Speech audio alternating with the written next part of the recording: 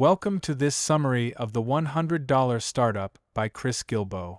This inspiring book is all about showing you how to launch a small, low-cost business that can give you freedom, income, and purpose without needing huge amounts of money or complicated plans.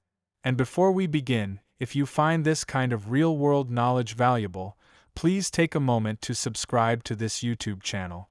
Your support helps us keep sharing ideas that can truly make a difference in your life.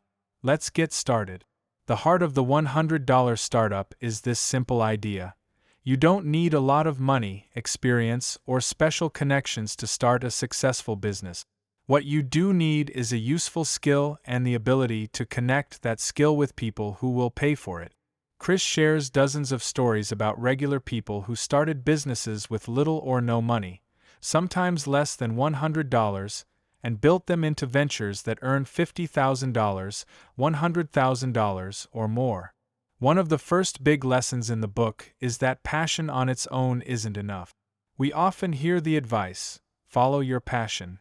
But Chris explains that what really matters is finding the sweet spot where your passion meets what other people are willing to pay for. It's about creating value. If you can solve a problem for someone or make their life easier or better in some way, they'll happily pay you for that. Let's look at a simple example. Imagine you love baking bread. That's your passion. But if you're just baking bread for fun, it's a hobby. Now imagine you discover that people in your neighborhood are frustrated because they can't find fresh, homemade bread nearby. You start selling your bread at a farmer's market or delivering to neighbors. Now you've turned passion into value. That's the key to building a low-cost business that works. Chris encourages readers to look at their own lives and ask, what do I already know how to do? What skills do I have that other people find useful? You don't have to invent something new. Often, your first business idea is right there in front of you, you just need to recognize it and take action. Once you've identified a skill or passion that others will pay for, the next step in the $100 startup is about finding the right idea and taking action. Chris Guillebeau makes it clear. The best business ideas are those that solve a real problem or meet a clear need. And you don't need to wait for a perfect idea or spend months planning.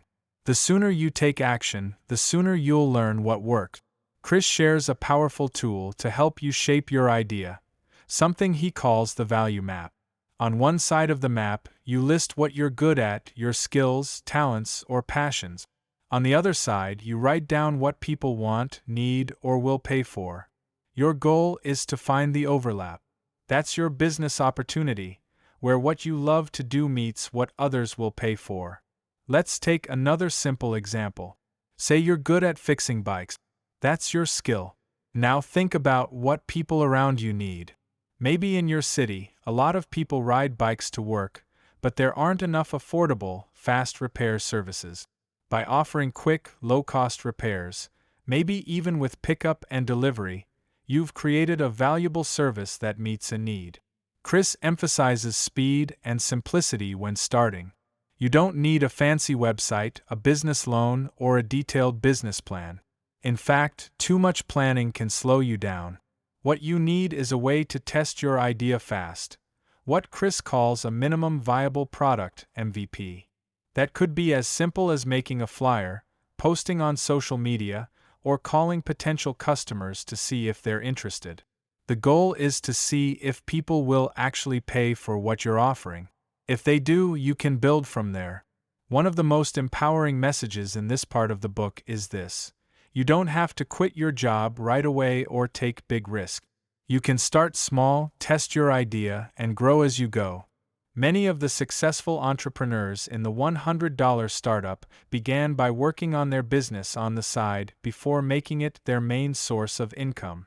Once you've tested your idea and found that people are willing to pay for what you offer, the $100 startup shifts focus to growing your small business in a smart, sustainable way. Chris Guillebeau's advice here is simple. Focus on sales and delivering value. Too often, new entrepreneurs get distracted by logos, business cards, or setting up a fancy office. But none of that matters if you don't have paying customers. Chris explains that your number one priority should be to make your first sale, and then your second and your third. Because when someone buys from you, that's real proof that your idea works. The best marketing, he says, is to keep solving problems and serving your customers well. Happy customers tell others, and that's how your business grows. Another important idea from the book is to keep your costs low. Many of the success stories in the $100 startup are about people who built thriving businesses with almost no startup capital. They didn't borrow large sums or invest in expensive equipment right away. Instead, they focused on what Chris calls a low-overhead model, where you only spend money on things that directly help you earn more or serve your customers better. Let's take an example.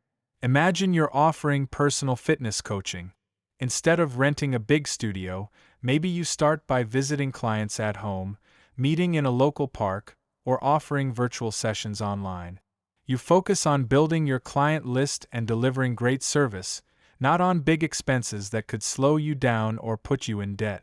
Chris also shares that one of the best ways to grow is through repeat customers and referrals. If you treat your first customers well, giving them more value than they expected, they're more likely to come back and to recommend you to others. And that kind of growth is powerful because it doesn't require expensive advertising. In short, the key lessons on this page are: focus on sales, keep your costs low, and build your business by helping your customers succeed. As the $100 startup comes to its conclusion, Chris Guillebeau reminds us of the bigger picture. The goal of your small business isn't just to make money, it's to create freedom. Freedom to choose how you spend your time, who you work with, and what kind of life you want to build. Money is important, of course, but it's really just the tool that helps you design the life you want. One of the final key ideas in the book is about scaling wisely. Chris warns against growing too fast or adding complexity that could steal your freedom. It's easy to think that bigger is always better. More customers, more employees, more products. But sometimes growing too big too quickly can lead to stress, higher costs, and less control. Instead, Chris encourages you to grow in a way that supports your goals. If your business is giving you a good income and a happy, balanced life, that might be enough. There's no rule that says you have to build an empire. Another powerful point Chris makes is about systems and automation. As your business grows, look for ways to make your work easier and more efficient.